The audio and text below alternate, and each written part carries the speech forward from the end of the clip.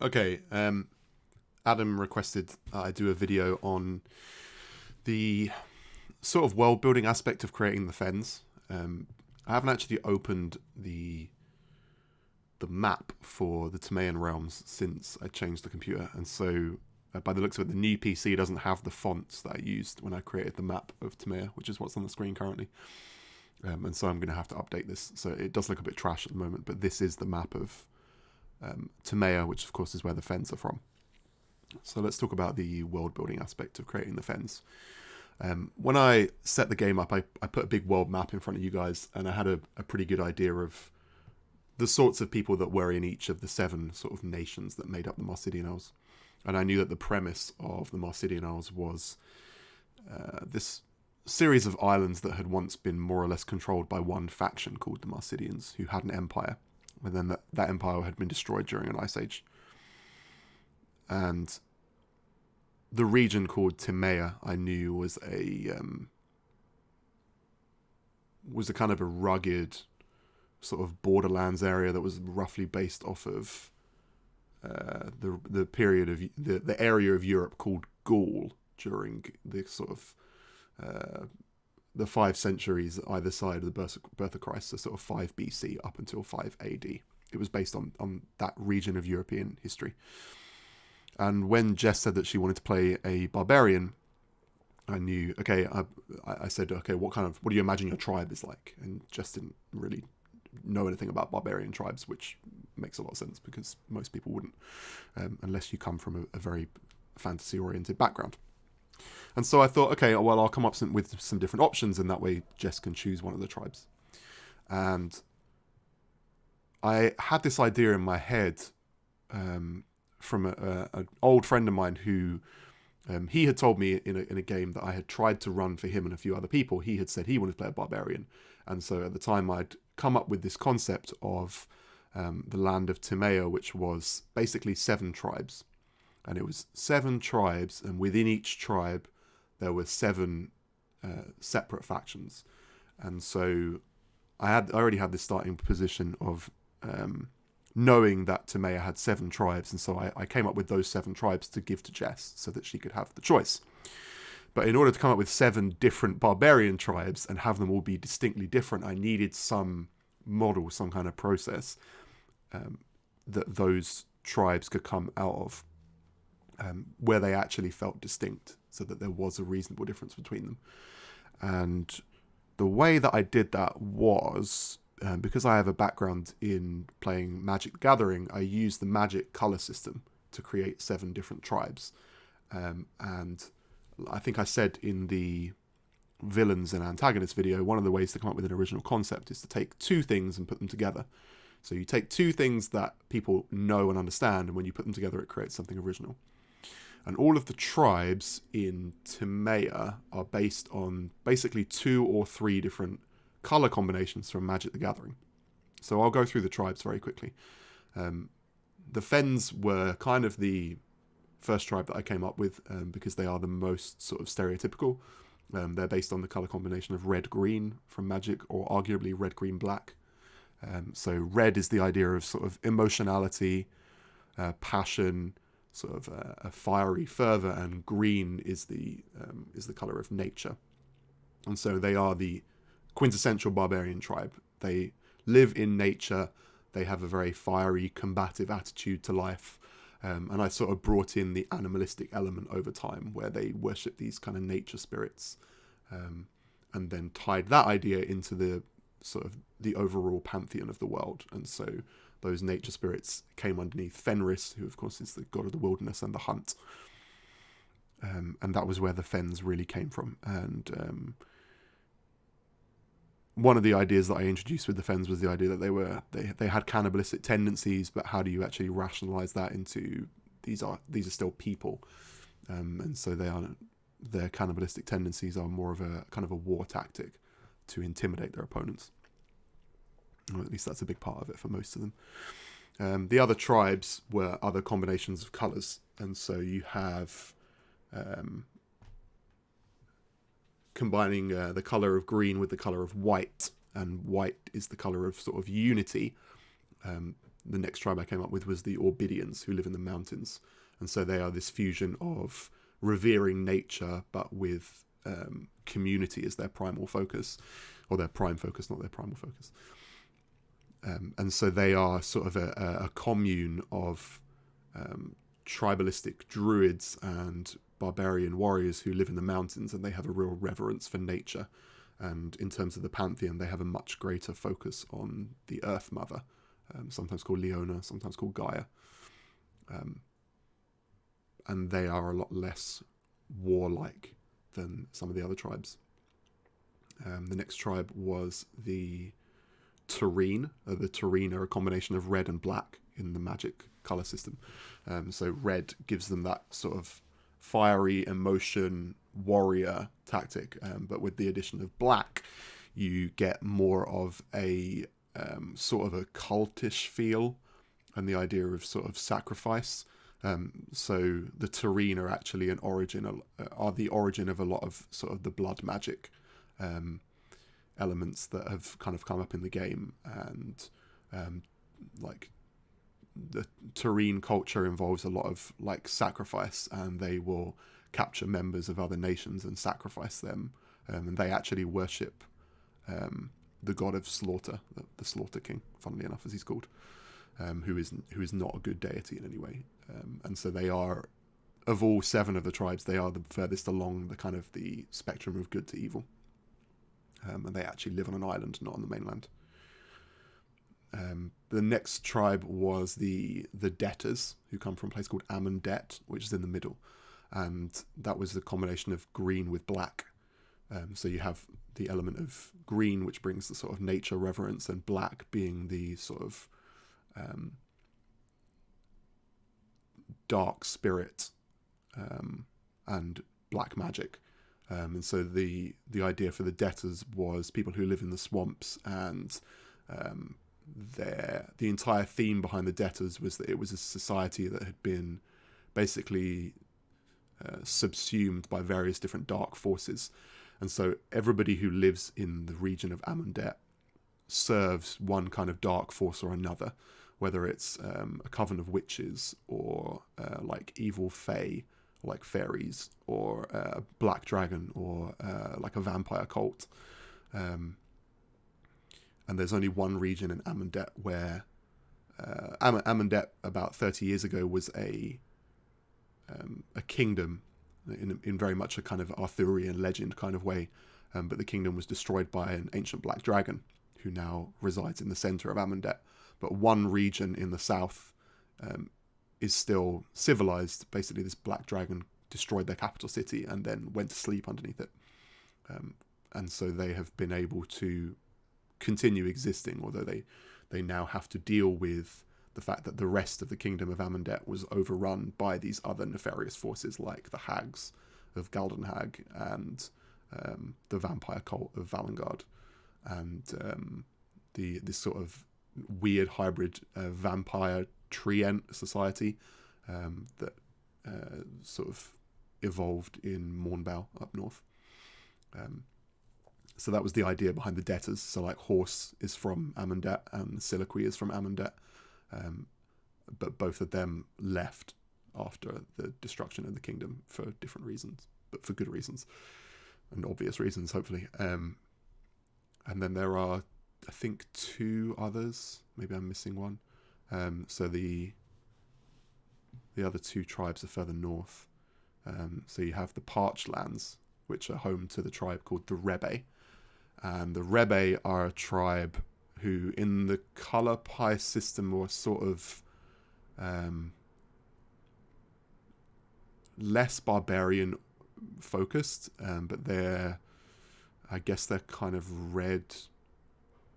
I think they're red-blue. It doesn't matter too much, but essentially they are they're sort of Robin Hood style bandits, but for the most part, most of them are in it for themselves. Tashanka and Yolanda both have their origins in the Rebe.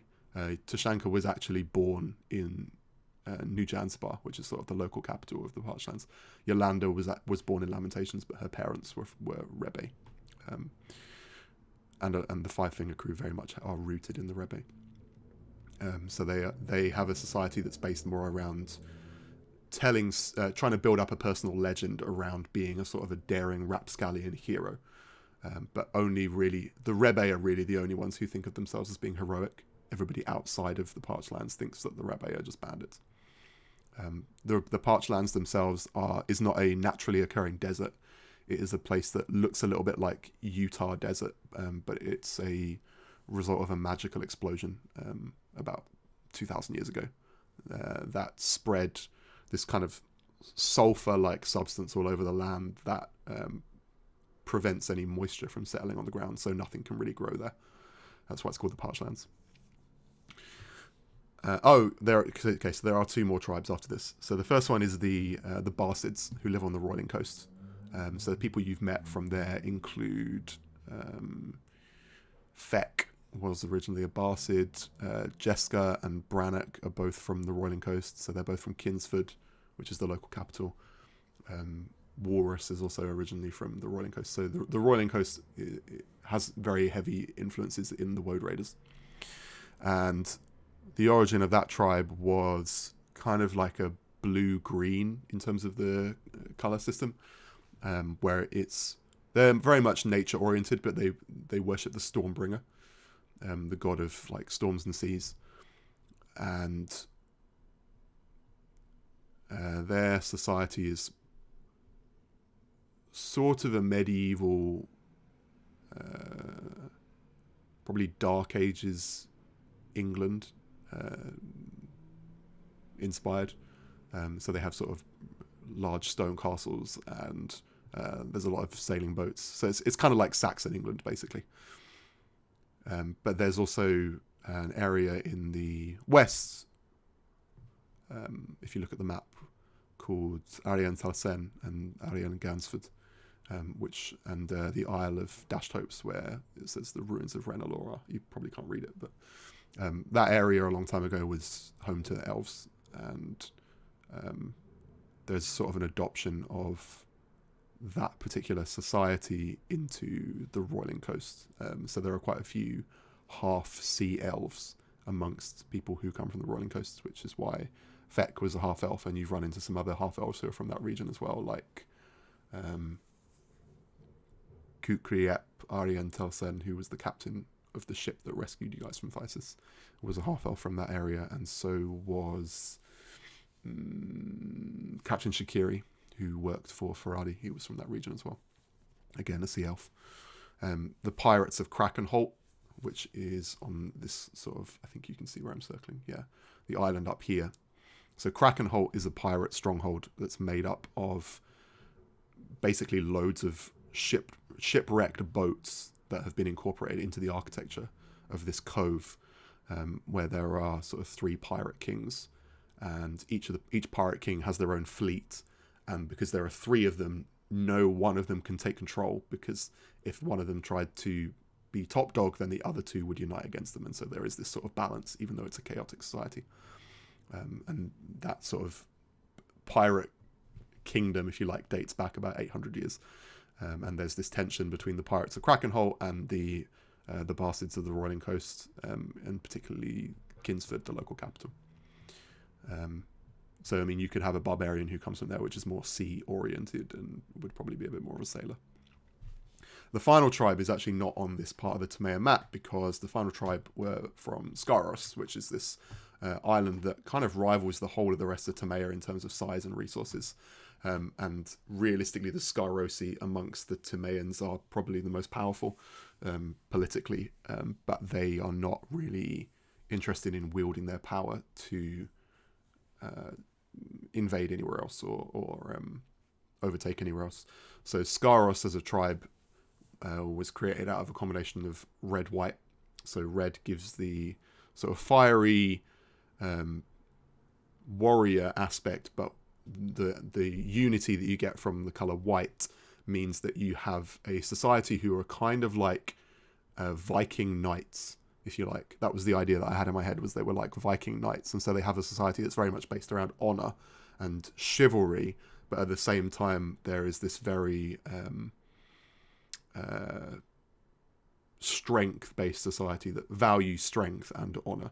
And so I think it would be quite an interesting place to set a campaign, because part of the history of Scaros I knew from the beginning was that they had a society that held strength and honor very highly in regard, but they also had almost a feudal society where they had lords, where each lord, each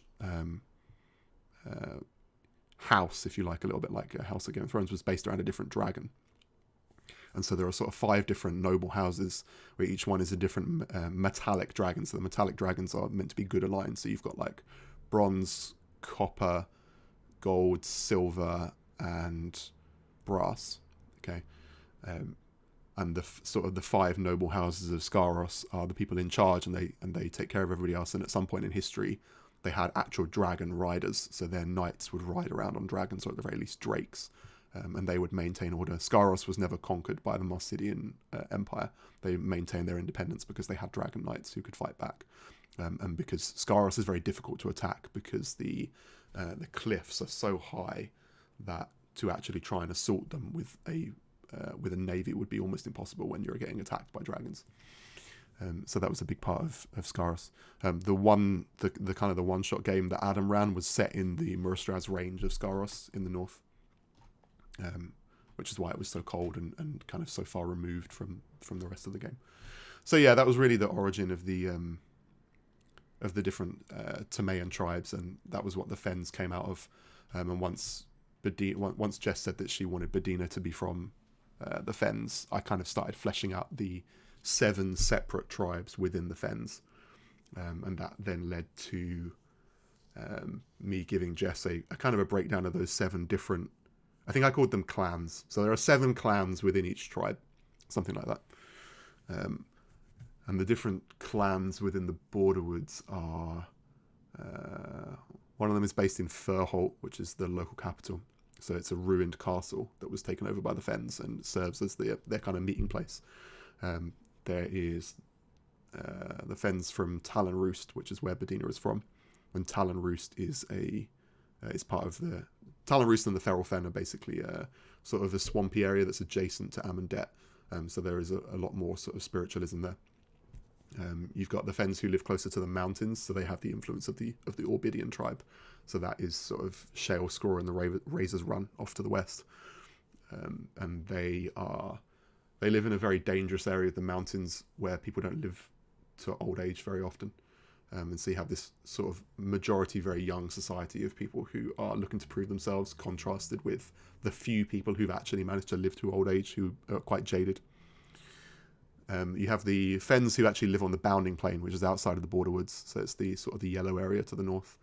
And they are a bit more, much like the Orbidians, they have that influence of a bit more unity and a bit more freedom, and they don't have to fight as much for their survival because they live on the plains and the life is a little bit easier there. The sun's always shining, and they kind of hunt like mammoths in the mountains as a form of sport and to survive. Then you have to the south, around the sort of region of Apex, which is an area that we've talked about quite a bit, you have the Scarthroat Reaches. The Scarthroat Reaches are actually where Maggie and Ingolf are from, and there are quite a few influences there from the Terrene tribe, where because the Terrene attacked Oikos about 30 years ago, but they were repelled, the survivors of that invading force fled to Scarthroat in the south of the Borderwoods and stayed there. And so the influences of the Terrene kind of infiltrated that part of the Fen society, and so that's where you have like a blood witch like Maggie come from, where she has that Terrene influence because I think at least one of her parents was a Terrene. I can't remember off the top of my head. Possibly both of them. But she actually grew up in Scarthroat and was born there after the invasion, or the failed invasion rather. And that region of the Borderwoods is much more involved in the conflict between the Fens and the Oikoans, because they're on the front lines basically, and if anything they are the ones causing the problems from the Fen side of things anyway, because they go onto Oikoan lands and capture people and then sacrifice them or eat them. And then on the south coast of the Borderwoods you have what's known as the Scarthroat Gulf and the Teeth of Rond, which is kind of this coastline area where one of the big problems that they face is, first and foremost, they're sort of more fishing oriented communities, so they have slightly more like bastard influences. But the big problem, the kind of tension that they face, is that there are this race called the Sahuagin who live under the water, who are like shark people, and they are sort of in a perpetual standoff between the Sahuagin and the people of the Teeth of Rond. And so the people who live on the Teeth of Rond have to adapt in order to survive in that kind of way, and so they are like expert swimmers, and they will hunt in the seas, but they don't like go out in a boat to fish. They literally will like just swim out into the waves with a spear and just stab whatever giant octopus or shark they come across and be like, ta-da, I've caught dinner. So yeah, you get all these kind of other influences. Was there another tribe within so the seventh and final sort of mini clan within the Fen tribe are based at Apex itself, and Apex was always established as kind of the spiritual heartland of the Fens, and it was the place where they gathered to choose a new leader when there was a sort of a contest of succession to become the chief Jarl, and so there aren't very many people who live at Apex permanently, but the people who do live there are sort of these like wise elders and people who okay, backtrack a little bit. Each of the 7 clans has a Jarl, and you've met some of the Jarls in the game. So you've met Fathomgrim, and you saw Blodvig get executed. You've heard of Gisela, and you've heard of Goropex, who is the head honcho for the Fens. Each of them has a kind of a spiritual advisor, and Fathomgrim's spiritual advisor is Bedina's mum, Isolde. And when those people get kind of too old to be involved in the day-to-day running of their particular clan, most of them retire to Apex, and they become these sort of wise old elders that people go to when they really, really need spiritual advice, and they generally spend most of their time kind of communing with Fenris and the lower, and so they're based at Apex. So Apex is not so much a clan in the same way as the others, it's more just a kind of a sect within the Fens. So there you go, there's a 20-minute breakdown of how the Fens were created, sort of in conjunction with the other tribes of Timaia, and how I was able to come up with sort of 7 different distinct ideas that interacted with one another and influenced one another, but still felt separate. So yeah, hope that makes sense.